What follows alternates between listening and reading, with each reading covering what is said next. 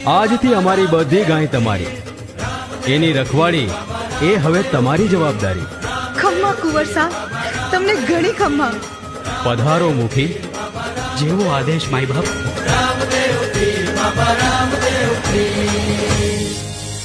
કુંવર, હવે તમે યુવાન થઈ ગયા છો, રાજકાજ પણ જુઓ છો.